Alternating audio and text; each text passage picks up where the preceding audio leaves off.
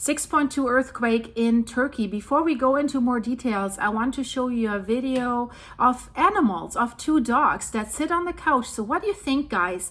I mean, before you hear the shock, the dogs lift their heads and they get off the couch. But the thing is, if you own dogs and your dogs do that, would you be on alert? Because my dogs, they sit on the couch with me and they do that very often, but it's interesting. So I thought I'll share this with you. But now let's start the video and look into what happened and why it happened. A large magnitude 6.2 earthquake happened today in Turkey, and people were really frightened. There's videos, people jumping out of their homes because they were worried that their homes might collapse. Where is this coming from? They had a magnitude 7.8 earthquake in Turkey in February 6th, 2023. That was also followed by a second quake, similar magnitude to the 7.8, just a few hours later. And can you imagine that more than 53,000 people were lost in that quake in Turkey, and hundreds of thousands of buildings were destroyed or damaged in 11 provinces all over Turkey in the south and southeast, and also further 6,000 people were then lost in northern Syria, that is the neighboring area. And right now it's more than 100 aftershocks that have already followed this magnitude 6.2 earthquake. Amongst the aftershocks, a 5.9, a 5.1, a 5.0, and Istanbul was shaken by this earthquake. And of course, now the people are worried that they might see something again like this 7.8 because the region is due for a major earthquake. So that's why the people were so in fear. They thought, oh, this is happening. And if it's just 2 years ago, basically, that this disaster happened, of course, people have that in the back of their mind when the ground started shaking. So Istanbul was shaken by this earthquake and the aftershocks.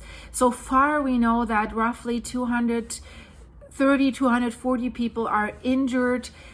Same amount of people is treated for injuries because, again, I said it, they were trying to jump from buildings because they were having panic attacks because so many buildings collapsed 2 years ago. And most of these incidents happened in Istanbul. And it's really, residents are on the edge with their nerves. Istanbul is considered a city at high risk for a major earthquake. The quake had also only a shallow depth of only 10 kilometers. So that's why you feel it stronger, because it's not that deep. That's about a depth of 6 miles. And the USGS, the US Geological Survey, located the epicenter roughly 25 miles, that's 40 kilometers southwest of Istanbul, in the Sea of Marmara.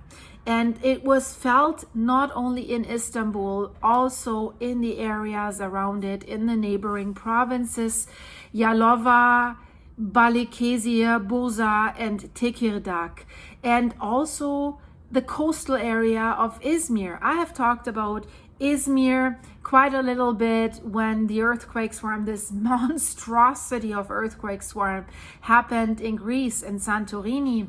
And the Turkish are always aware of a tsunami risk, so they were watching these earthquakes in that area very closely in order to prepare if something was happening to their coastline. And they were the first ones that said, well, this earthquake swarm doesn't look tectonic, it looks magmatic. While the other officials still said, no, that's not volcanic, that has nothing to do with the volcano at Santorini or the Colombo underwater volcano. And that could, of course, if something bigger happened there, produce massive tsunamis.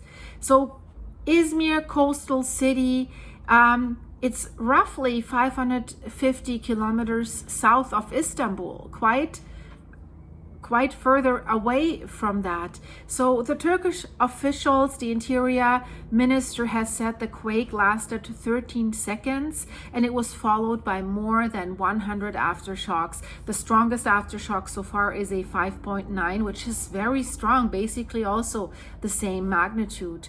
And authorities have received over 400 reports of structural damage so far. So we need to wait how much more comes in.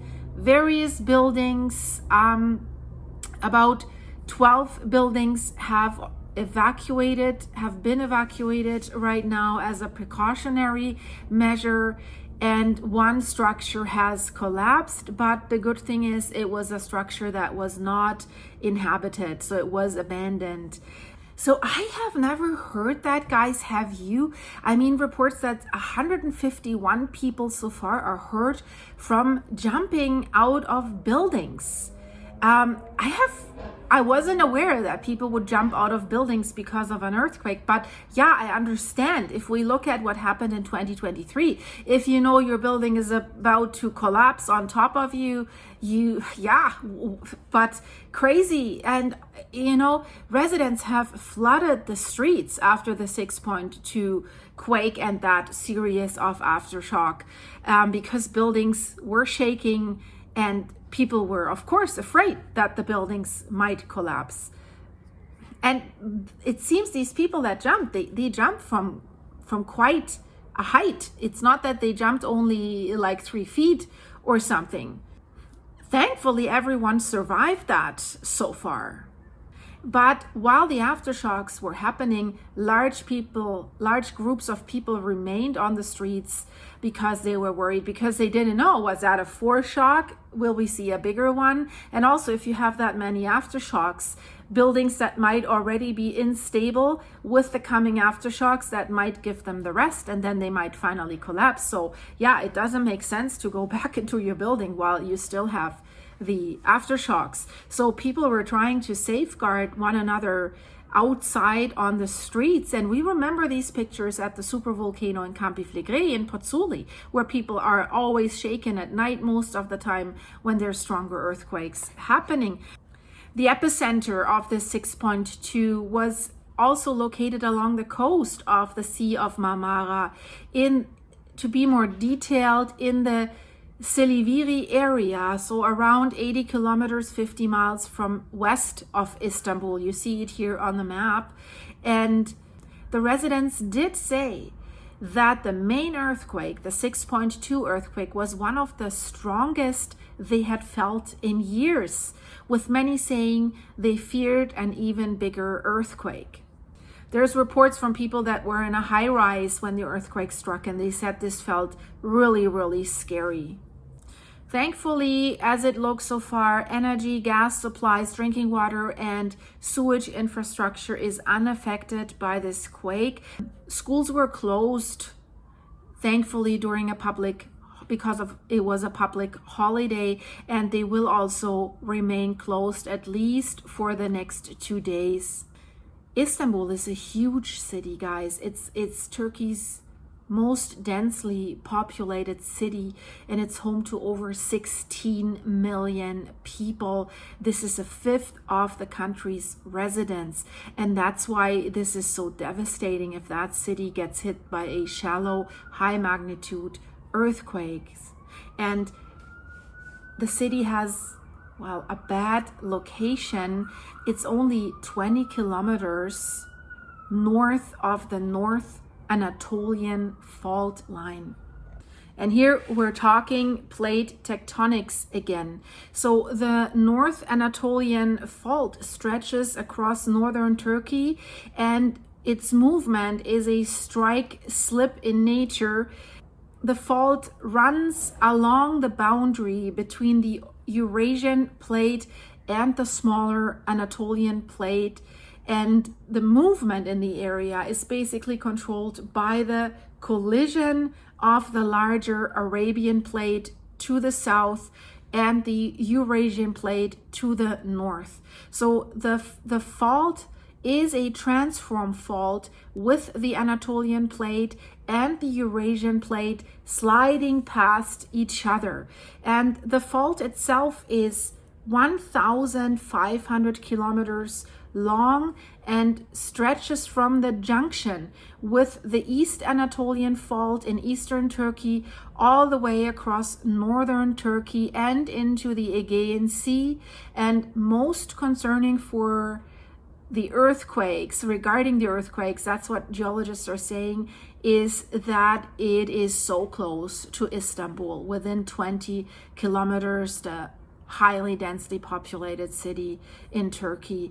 And it has been the site of a number of disastrous earthquakes in the past, like 1939, the Erzincan earthquake resulted in the loss of 32,000 people. But you can imagine, hasn't been that densely populated at that time, has injured more than 100,000 people. And since then, this area has seen several earthquakes measuring over magnitude 7, including a 7.6 earthquake, which directly struck the city of Izmit in 1999, also ending over 17,100 people and displacing 250,000 people. So this area, if it really rocks big or shakes big, it's really catastrophic. And the seismologists think that the earthquakes are progressing along the fault from west to east, which each earthquake, each one is triggering the next further west along the fault, like a chain reaction. And over the past century, earthquakes have been moving in a broadly westerly direction, and this creates, of course, significant concern around the potential for a major earthquake in the very close vicinity of Istanbul. Right now, scientists think, but it's not confirmed, that the magnitude 6.2 is related to that fault. We're waiting for confirmation.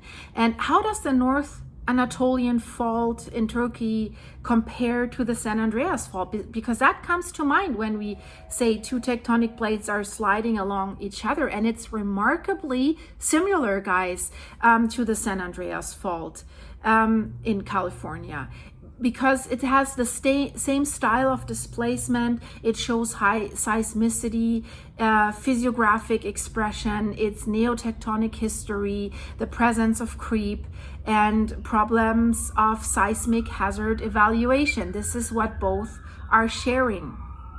So guys, I keep you updated if there are more developments. And if you like this video, please leave it a like, share it with your friends. If you want to support the channel, guys, check out the links in the description underneath this video. I have a Buy Me a Coffee site. Click the join button to become a monthly supporting member, and you're getting some behind the scenes videos and private stuff from me in return. And thanks for the supers you're sending me here on YouTube. And thanks for watching, for being here. Stay safe, guys. Be prepared for whatever might hit the region that you're living in. I hope to see you soon in the next one. Check out the videos in the end screen. Bye-bye.